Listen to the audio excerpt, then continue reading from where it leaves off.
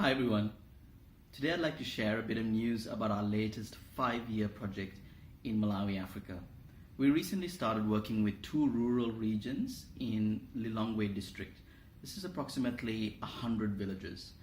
And our main focus here is in working alongside 3 agricultural cooperatives to support them on their journey towards sustainability and thereby improving local livelihoods. Parallel to working with these 3 cooperatives, we will also be working with 2 primary schools to promote the adoption of permaculture, but that'll be the subject of another video.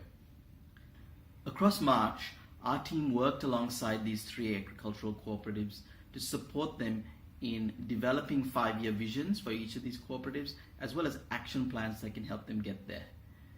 These 3 cooperatives are Demera Cooperative, which focuses on growing and selling paprika. There's Milindi Cooperative, which focuses on selling legume-based products, so beans, soya, and groundnuts. And finally, there's Titese Mpawi, which translates to Let's Alleviate Poverty. And this cooperative focuses on selling cassava-based products, such as cassava flour. The ambitions of these 3 cooperatives could be categorized into 4 main areas. 1, increasing membership. So cooperatives are member-based organizations and members are required to purchase shares. So more members not only means more land and more produce contributed towards the cooperative's efforts, but also more capital for it to be able to use towards expanding and improving its operations. This links into the second area, which is increasing agricultural output. So in addition to technology and improved agricultural practices, having more farmers means more produce, and having more produce means that collectively there's more bargaining power for these cooperatives and they're able to fetch better prices.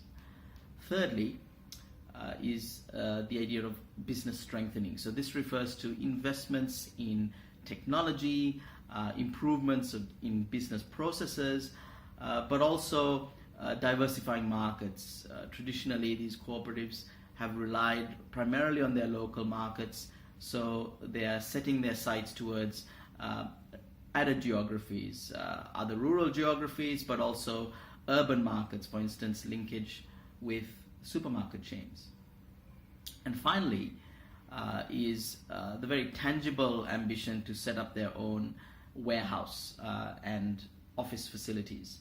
So this is important because it reduces reliance on middlemen, and it also helps the cooperative professionalize and create local employment, have more control over their operations.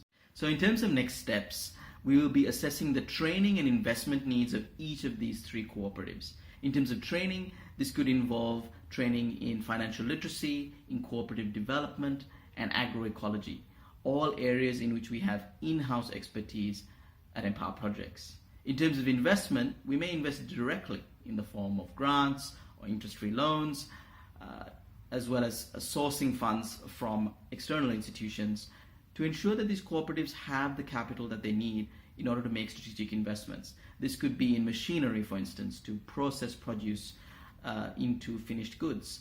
It could involve investment in infrastructure, say for instance in solar electricity to power their businesses.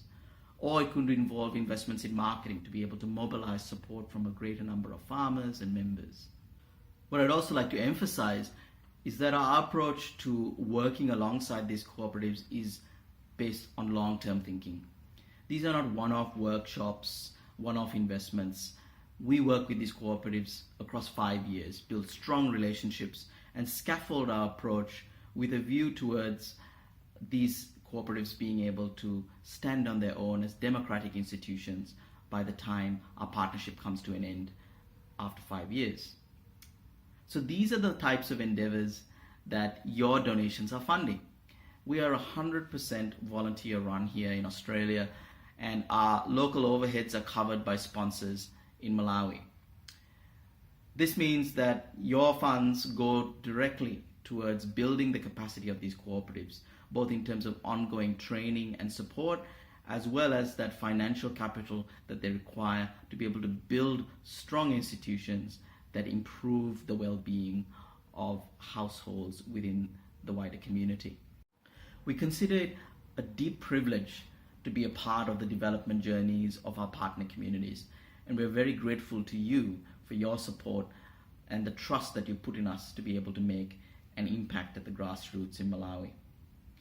In the coming weeks and months, we look forward to sharing stories of progress from all these 3 cooperatives with you. Thank you.